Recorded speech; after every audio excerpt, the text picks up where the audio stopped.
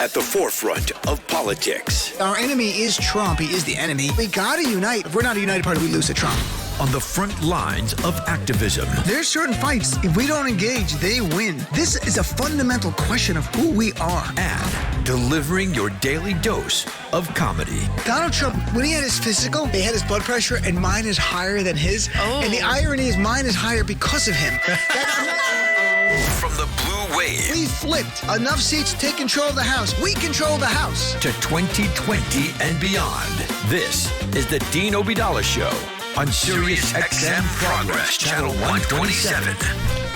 And welcome to the show, brothers and sisters of the Resistance. Tuesday, July 9th. I'm Dean Obeidallah. Here for the next 3 hours. Hope you will stay with me. I'm your MBFF. At least I want to be your MBFF. It's up to you. It's a two-way street. I am here as a needy Muslim, wanting to be your buddy. If you want Dean of Radio, or drop me an email, which I always encourage people. I love hearing from you. Dean@deanofradio.com. Quick thing before we get into news. Last night, if you listen to the show, you know Shelley Wright comes on often, like about once a month. She's a country singer. Plays a lot of music, but she's known as a country star. And I went and watched her for the first time ever last night here in New York City at Joe's Pub, a great place downtown. And she was great. Not only a great singer and songwriter, she told remarkable stories, and they were really funny during the show. So if you see Shelley Wright coming to town, you don't have to be a country music fan, because I'm not a big country music fan. I can assure you that. I actually would argue that I don't like country music, but her stuff is not like that, and it's a great, great show, so I cannot recommend it enough. Now, Colbert and some of the big late-night comics are still off. That's why I'm not playing clips from them, but we'll go back to that as soon as they get back on. But thankfully, Fox News was on, and that gives us laughs. So here is a quick little fun thing from Fox News, dealing with an unfun topic, a very serious, disturbing topic, which we'll talk about more in a serious way in a second. But they were talking about Alex Acosta, who was Donald Trump's Secretary of Labor, but was U.S. Attorney when Jeffrey Epstein was being prosecuted in 2007, 2008. And Alex Acosta, which I'll go through in much more detail and why this all matters, gave a sweetheart deal to Epstein. So what did they do on Fox News? Who did they blame for it? They blamed Obama. You've got to hear this. A quick note, Obama was not president until 2009, but it doesn't matter on Fox News, because if you go to Fox News right now, I actually love Fox News. If you turn it on, Hillary Clinton's president. It's remarkable. Then there's other days when Obama's president, AOC are president. And if you watch Fox News as a progressive, you feel good, because we are so powerful on Fox News. We can do anything. At any moment, we're about to take over the country. Watch Fox News. But here they are actually blaming President Obama for something that a Bush appointee did, because it's Fox. Clip number 1. I saw you kind of perk up, Lawrence, just in terms of what went on and the situation down in Florida with Acosta, just taking a total look here, or with Epstein, excuse me. Well, I don't think people are taking a total look at this, because there's a lot of things that go into these decisions. When there's someone like this involved, this does not skip Washington. That means the AG knew about it. That means the investigative agency, the FBI. Well, as Christine Pelosi said, some of the faves in the Democrat Party may be on a list. Well, this was in somewhere. 2008 under a Democratic administration. Right. So you don't need any knowledge to get hired at Fox News. Just like if they like you, apparently, this is like day one stuff. Who was president in 2008? Ask anyone. They would tell you George W. Bush, but not on Fox News, where not only did Lawrence Jones, who I've been on his radio show a few times, nice enough guy, say 2008, Harris Faulkner, the host, backed him up. I mean, come on. No one in their ear says, by the way, but it doesn't matter. It's fun for laughs, isn't it? Because conservatives are unintentionally hilarious. They do it all the time. And you know why I don't think conservatives understand comedy? It has to do with intelligence. And if they had more, they'd be progressives. Let's be honest. They wouldn't be conservatives. In any case, that's why they don't get humor. That's about something much more horribly dark and serious. And the reason I'm talking about this, because I wouldn't usually just talk about a legal case, is that it intersects with Donald Trump. And for some reason, why wouldn't Donald Trump be involved somehow with a sex ring in Palm Beach area where he's from? Where he's from New York, but that's where he has Mar-a-Lago. So we'll talk about Jeffrey Epstein a little bit here and why it's disturbing. It's unbelievable what happened, and that the fact that the current Trump Secretary of Labor was the U.S. Attorney at the time, who gave a sweetheart deal to Jeffrey Epstein, is unreal. It is unreal that the guy is still in the administration, and that what happened. Now, to remind everyone, if you haven't followed that closely, Jeffrey Epstein, he was a career investment banker, made millions and millions, a billionaire is reported to be. He gave money to Democrats. That's clear in the past, stopped around 2004. The claims against him date back to 2001. No one went public in 2005, but once they did, that's where it went back. And what he had done is he had, Epstein, lured young women, young girls, I should say, 14 years old, 15 years old, 16 years old minors back to his wealthy estate he had there or here in New York City on the upper west, east side of New York. And he would pay them to give him massages, to have sex with him. So what was really going on, the lead Palm Beach detective called it a sexual pyramid scheme, in that he would get these young girls, would pay them to have sex or massage him in a sexual nature, and then he would give them money to recruit other young girls to come in and do the same thing. And in 2005, finally, one of the young women went forward, and that led to an outpouring of other young girls who said Jeffrey Epstein had enticed me over, used money, paid me, it was essentially like prostitution or took advantage of me. And the FBI had prepared a 53-page sex crimes indictment for Epstein in 2007. So in 2007, there's Jeffrey Epstein facing life in prison. That's what it would have been if this had went forward. So what did he do? He hired a team of private investigators to dig up dirt on the girls who made the accusations and hired very powerful lawyers, including Alan Dershowitz and Kenneth Starr, who were able to use wealth and power and privilege to get a deal that no one else can get. If you're an average person, if you're a poor person, white or of color, you're not going to get these deals. He was able to cut an amazing deal with U.S. Attorney at the time, Alex Acosta, who was appointed by George W. Bush. And the Miami Herald, regardless of what you might hear now, the lies, Miami Herald's reporting indicates Acosta was personally involved in the plea negotiations. He met privately with one of Epstein's lawyers. And the deal was, instead of life in prison, they did a non-prosecution agreement, and he got 13 months in prison on lesser charges in state prison, not federal. And get this, in state prison, he was allowed to just, in county jail, go home during the day, and at night just come there and sleep there. And that's what he got for sexual abuse of maybe 50, 80, there's all different estimates of young girls, of underage girls. And in February of this year, the case got more and more press because a federal judge there ruled that the prosecutors under Acosta had violated the Crime Victims' Rights Act. They hid from the victims the non-prosecution agreement because under federal law, you're supposed to tell the victims, hey, guess what? We're about to settle this case and you should know about it. They didn't tell them.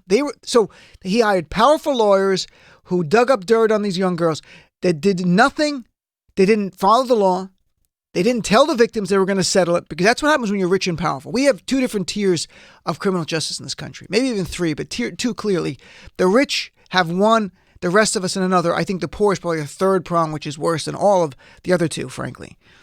And so you have the case potentially being reopened, that one down there, but now we have new charges that just happened Saturday.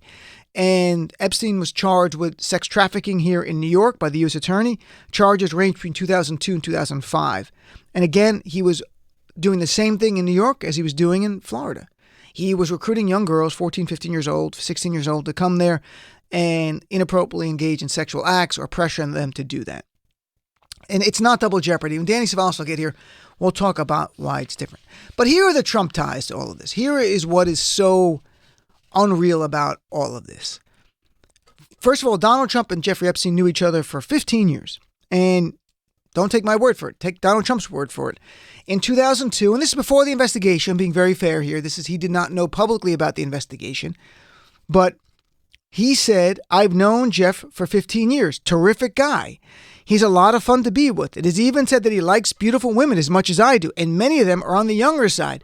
No doubt about it, Jeffrey enjoys his social life. That's the exact quote of Donald Trump in 2002. And no woman came forward before 2005. But I have to be blunt. It is very hard to believe that Donald Trump is not somehow knowing. I'm not saying he was involved with the sex with the minors. He may, but I don't know. But I don't have anything based on that. But what I do have here is some evidence that would suggest that Donald Trump had to know about this before they went public and had to know more about these crimes while they were going on. And you might say, how do I know that? Because not only was Donald Trump BFF with Jeffrey Epstein, not only was Epstein coming to Mar-a-Lago all the time and them hanging out together, one of the accusers, one of the victims of Jeffrey Epstein, Virginia Roberts, worked at Mar-a-Lago. She was 16 years old. She worked there and she was recruited by Epstein to go to his house to engage in illicit sexual acts from working at Mar-a-Lago. And so you've got that connection. It's hard pressed to believe that didn't trickle around the Mar-a-Lago world that Jeffrey Epstein was doing that to other women as well. And then secondly, you've got the fact that the U.S. attorney at the time is in the Trump administration. So today, Donald Trump opened his big mouth about all of this. And I got to play these two clips of him because they're just stunning to me, what we heard. First of all, here he is, and he's asked very clearly about your Secretary of Labor, Alex Acosta, was the U.S. attorney at the time and gave a sweetheart deal to a guy who should have went to jail for years and years and decades. And what's your reaction to that? And what do you guess before I play? What do you think it'll be based on everything else we've seen Donald Trump with Roy Moore, with Roger Ailes, with Bill O'Reilly? Anytime there's an allegation that a man did something wrong to a woman, who does Trump side with? The man. And he's no exception here in this case. Here's clip number 2. When I made the deal to bring him on into the administration, I can tell you that for 2.5 years, he's been just an excellent Secretary of Labor. He's done a fantastic job. Now, part of it is our economy is so good. Our unemployment numbers are at record lows. You know, so many good things are happening. But the fact is, he's been a very good Secretary of Labor. What happened 12 or 15 years ago with respect to when he was a U.S. attorney, I think in Miami. Is it Miami?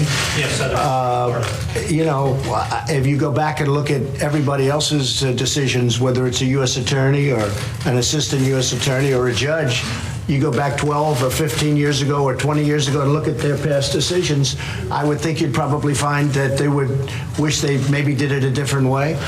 I do hear that there were a lot of people involved in that decision, not just him. I can only say this from what I know, and what I do know is that he's been a great, really great Secretary of Labor. So there's Donald Trump doing what he does all the time, which is normalizing horrific behavior. Normalizing Alex Acosta's decision to give a sweetheart deal because a man was represented by high-priced counsel and he was a billionaire, a man who abused 40, 50, maybe 80 women because they're not sure exactly how many children, 14-year-olds, 15-year-olds like Roy Moore. Same way he defended Roy Moore. In this case, he's not defending Jeffrey Epstein, to be clear. He's defending his Secretary of Labor and saying he did nothing wrong. Be careful, because Donald Trump in this talks about Epstein and how he doesn't know him anymore, and he gives you a timeline. I'll get to that after the clip.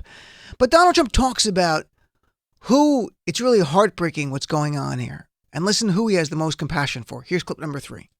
Well, I wasn't a fan. I was not, a long time ago, I'd say maybe 15 years. I was not a fan of his, that I can tell you. I was not a fan of his. So I feel very badly, actually, for Secretary Acosta, because I've known him as being somebody that works so hard and has done such a good job. I feel very badly. He feels very badly for Secretary Acosta, not the 50 or 60 young women who have been sexually abused by his friend Jeffrey Epstein. Right now, because I've never been a fan of Jeffrey Epstein. As I read to you 2002, Donald Trump said, I've known Jeff for 15 years, terrific guy. He's a lot of fun to be with. He even says he likes beautiful women as much as I do. Many of them are on the younger side. No doubt about it, Jeffrey enjoys his social life. So Donald Trump's concern is for Alex Acosta because there's good numbers from the Secretary of Labor and lying about his relationship with Jeffrey Epstein. And now he doesn't know him for 15 years, which is what a coincidence because that's when the legal charges came up. But he knew him for all 15 years before that. He knew him well, terrific guy, hung out with him. He didn't know once this guy was abusing all these women, including one who worked at Mar-a-Lago, a 16-year-old who worked there at Mar-a-Lago. And I assume it was legal for a 16-year-old to work at Mar-a-Lago. I don't know the laws in Florida at the time. And here's what even gets more weird. Monday, and this is very odd, Bill Barr, Trump's AG, personal lawyer, said that he had to recuse himself from the Jeffrey Epstein case because I'm recused from that matter because one of the law firms that represented Epstein long ago was a firm I joined for a period of time. So he couldn't do that, couldn't be a part of it. Okay. Then today, Bill Barr comes out and says, I'm actually not recusing myself from the case, and I will oversee the Jeffrey Epstein case as it's prosecuted in the Southern District of New York. Why would Bill Barr flip from one day to the next? Clearly, Trump's involved there. For some reason, because there's no doubt the recusal of Jeff Sessions is one of the biggest things that upset Trump his entire life. So he heard that Barr is recusing himself, and he's not going to watch where this goes. And he goes, nope, you go back there and you unrecuse yourself. Like he asked Jeff Sessions to unrecuse himself and he couldn't do it. So Donald Trump wants Bill Barr, his personal lawyer, his Roy Cohen, to watch this case very carefully because there are many allegations that wealthy, powerful people were involved with having sex with minors because of Jeffrey Epstein. I have no evidence that Donald Trump was involved in that. We know he's a scumbag Trump. We know he's a sexual predator. We know he went into the dressing room of the Miss Teen USA and watched young girls dress and that kind of stuff. But we don't have evidence that he actually sexually assaulted them. Donald Trump sexually assaulted numerous women, including raping one at Bergdorf Goodman here in New York City. But Trump is concerned, and that's why Bill Barr recused himself and unrecused himself. There's no doubt in my mind that's what happened with Bill Barr. This is all. How come all this bad stuff goes back to Trump? The first victim to go public worked at Mar-a-Lago. Donald Trump called Jeffrey Epstein a terrific guy. He hung out with him. Alex Acosta, Donald Trump's Secretary of Labor, was the lawyer that gave the attorney who gave a sweetheart deal to Jeffrey Epstein. And now Trump disavows Epstein, although he praised him in the past. And the weirdest thing to me, though, the real substantive thing here that gets my attention is Bill Barr, who on Monday recuses himself very clearly in a statement and on Tuesday unrecuses himself. I have not heard of that anytime, anywhere in one day. And he gives a justification. Oh, I got some ruling from an ethics thing. No, that was Trump going, you better not recuse yourself. You got to go in there. Because even if it's not Trump, it's Trump's wealthy, powerful friends. And you know the weird wrinkle in all of this? Who did Donald Trump have dinner with last night? I'm not even kidding. Who did he invite for dinner? Robert Kraft, the owner of the New England Patriots, who's facing prostitution charges. This is who Trump surrounds himself with. Jeffrey Epstein's, Paul Manafort's, Michael Cohen's, Robert Kraft's. The list goes on of criminals and scumbags and sexual predators. And this is what's going on in our country now, as if it's nothing, as if this is normal. This is not. This is beyond any sense of decency on any level whatsoever. So this is where we are. I am not going to be irresponsible about this and say Donald Trump was involved in a sex ring with minors. I have no evidence. If one day there is evidence of that, do I think Trump knew about it before the charges? Yeah, I'm pretty confident he did because he hung out with Epstein. I'm sure Epstein, these guys, their locker room talk. There's Trump bragging at Billy Bush about sexually assaulting women. You don't think Epstein shared with Trump what he was doing? Because Trump's own words in 2002 betray what he's saying now. When Donald Trump said that he likes beautiful women as much as I do, and many of them are on the younger side. Who says that? When Trump at that time in 2002 was dating models, but they're in their 20s. When he's saying younger side, he knows they're teenagers. Now, it's not a crime to know someone else is committing a crime, but it just paints a picture of if you're a billionaire in the world of Trump, you can do whatever you want. Jeffrey Epstein, Donald Trump, this is the world that goes on that they're in. It's despicable. It's vile. So I'd love to hear from you. You're my guest. Another topic to talk about as well afterwards, but you're my guest for the whole next hour to 7:30. Then we have Congresswoman Yvette Clarke coming on. And then the third hour, Danny Savalas, MSNBC's legal analyst, will join us to talk about this and a lot of other issues. There was a big case today in the Fifth Circuit Court of Appeals. We'll talk about that much more tomorrow because it just had the oral argument. But the way it looks like Trump's going to have his dream of finally getting rid of the ACA. And that means all of our coverage of pre-existing conditions is going to end. We'll get into that tomorrow in great detail because the oral argument just happened in New Orleans. And there's no opinion yet, just based on what the judges said, and it's kind of frightening. And that affects all of us. So tomorrow we'll do it, and I'll go through it a lot more and research it, and we'll talk about it more. But you're my guest for the next full hour, for an hour. And this topic or any topic, but I'd love to hear what you think about Bill Barr recusing himself, then unrecusing himself. And do you believe Donald Trump knew what was going on? And should Alex Acosta be gone as Secretary of Labor? Nancy Pelosi did the right thing on this one. Last night came out, said he should resign. Tim Kaine, the senator from Virginia, called for Acosta to resign. He should be gone. He shouldn't even be in here. And you wonder, and during his, by the way, last thing, during the confirmation hearings of Alex Acosta, one senator brought up this case. And that was Tim Kaine, who grilled him on it. And Acosta said, well, I was not really involved in the negotiations. And after that, the Miami Herald and their reporting showed that he was. So he's a liar. But that's how you get in the Trump administration. You're a liar. So I'd love to hear from you. 866-997-4748. Be right back right after this. The Dean Obeidallah Show.